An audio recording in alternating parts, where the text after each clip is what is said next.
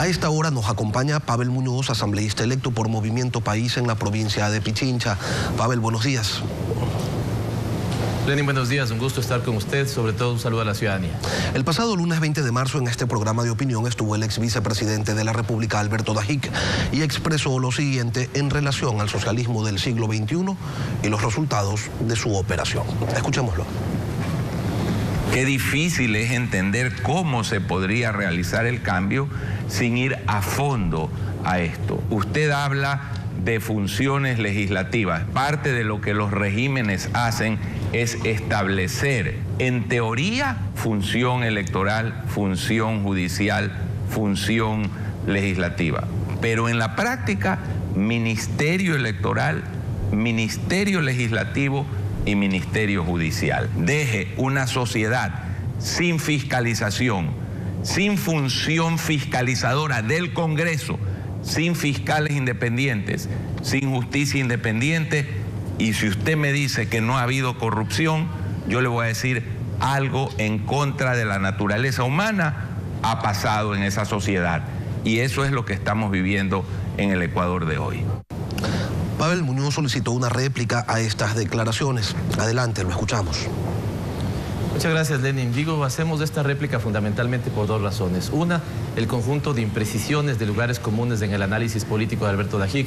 Creo que como politólogo nos queda debiendo, más bien nos hemos acostumbrado a verle como economista sesgado, ortodoxo, dogmático.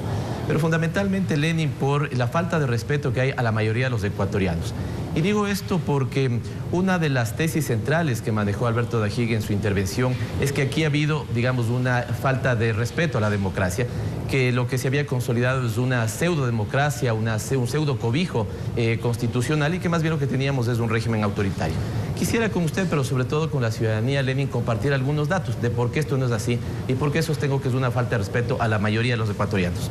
Nosotros en estos, y no me refiero de manera personal, sino al proyecto político, hemos tenido 12 victorias democráticas en estos 10 años. Y le voy a poner nada más que 5 ejemplos. El primero, cómo se ganó la consulta popular para el llamamiento a una Asamblea Nacional Constituyente.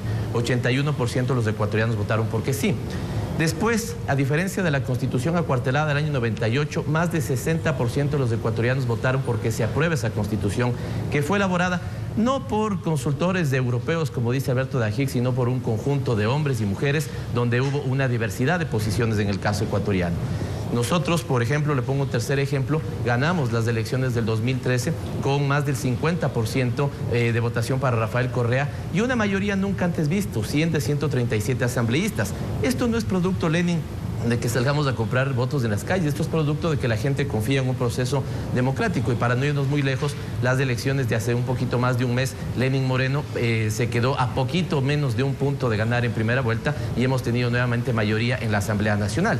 Un último elemento nada más, Lenin, es que la consulta popular en la cual prohibiría o prohíbe que funcionarios públicos de autoridades electas tengan bienes o depósitos en paraísos fiscales también fue aprobada. Pero me parece, Lenin, que aquí cabe una pregunta, y es ¿por qué la gente entonces vota por este proceso político? Y me parece que ahí nuevamente hay algunos ejemplos. Hay un crecimiento económico que es mayor al promedio latinoamericano y a lo que habíamos crecido en la economía. Lo hemos multiplicado básicamente por 2. Empezamos una economía con 40.000 millones de dólares. Hoy tenemos una economía que bordea los 100.000 millones de dólares. Pero esa economía estaría incompleta si no piensa en las necesidades de los más pobres, Lenin. Desde esa perspectiva hemos disminuido la pobreza en cerca de 2 millones de familias y la pobreza multidimensional, aquella que tiene más referencia, digamos, más relación con un conjunto de elementos como salud, educación, necesidades básicas insatisfechas. Así que desde esa perspectiva, Lenin, hemos tenido también la inversión pública más amplia, digamos, en el país, que ha servido para promover el desarrollo, pero también para garantizar derechos. Ahora, Pavel, hay temas en los que parecería que el socialismo del siglo XXI, versión Ecuador, queda debiendo. Hablemos, por ejemplo, del tema de la corrupción y en específico de la lista de Odebrecht. Aunque no se la conoce, el Departamento de Justicia de Estados Unidos relata que la constructora brasileña en el Ecuador sobornó a funcionarios desde el 2007 para obtener contratos. Una cosa es que desde el poder se diga no ha sido así, pero a partir de junio se van a conocer los nombres, los números de cuenta y cómo operaban esos mecanismos corruptos. Estamos hablando, o lo dice, mejor dicho, el Departamento de Justicia, que es desde el 2007, no que no haya ocurrido antes. Pero desde el 2007 parecería que alguien no fiscalizó, alguien no investigó, y resulta que esas personas que debían hacerlo fueron puestas por ustedes en esos cargos. ¿Qué ha pasado en este tema en particular? Primero, Lenin, cuando quiera podemos conversar sobre lo que a mí me parece que es un error, y es catalogar el proceso ecuatoriano como socialismo del siglo XXI.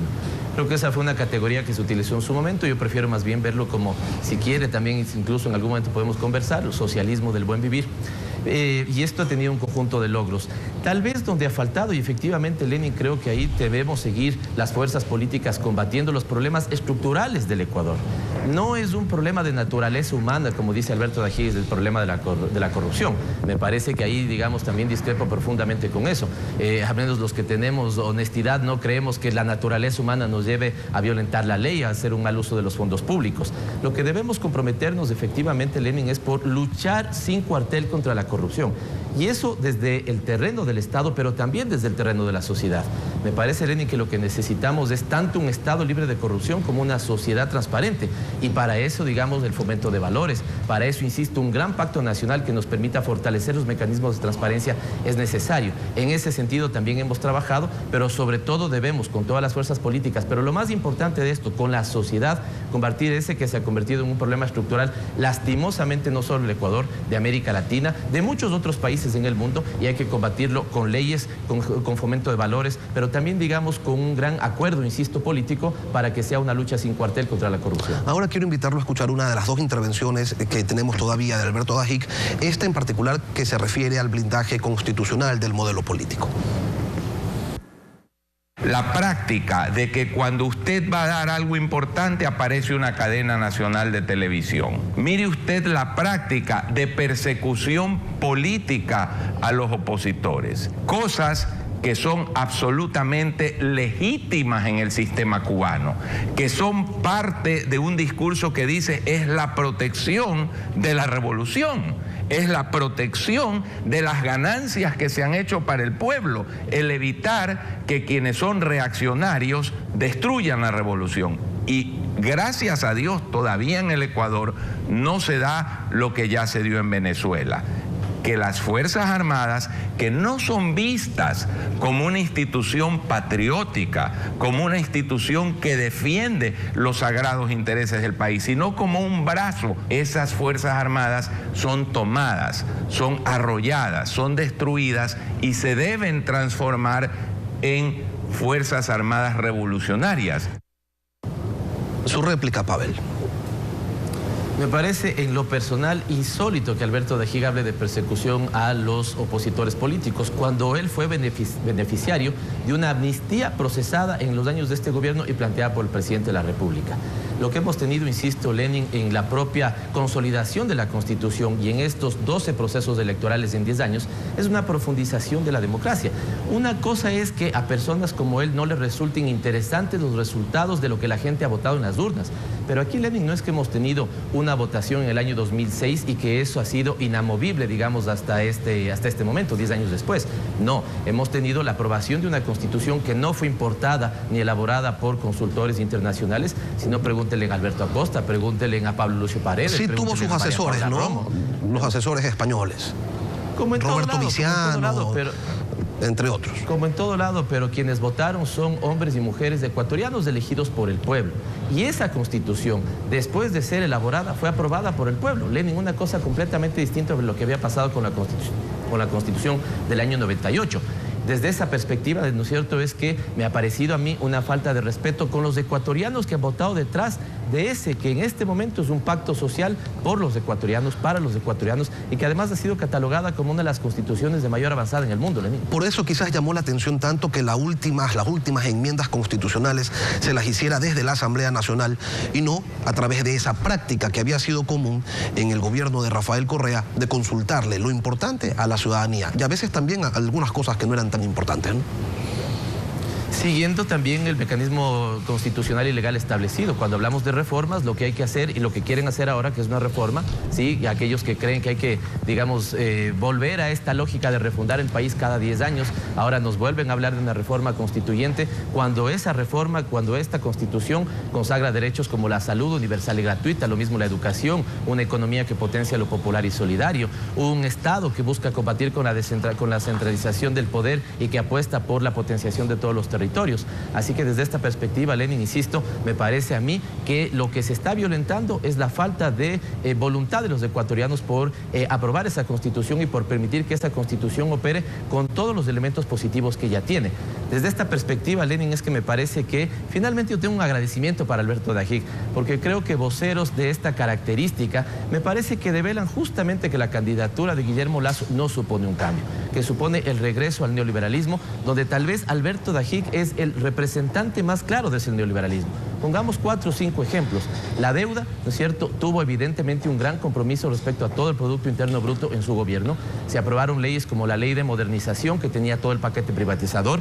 La peor ley que desde mi punto de vista se ha aprobado desde el regreso a la democracia, que es la Ley General de Instituciones del Sistema Financiero, que es la causa de la crisis del año 99 y del éxodo de 2 millones de ecuatorianos al extranjero. El Fondo de Solidaridad, digamos, el paquete neoliberal más fuerte en el país se implementó justamente entre el 92 y el 96.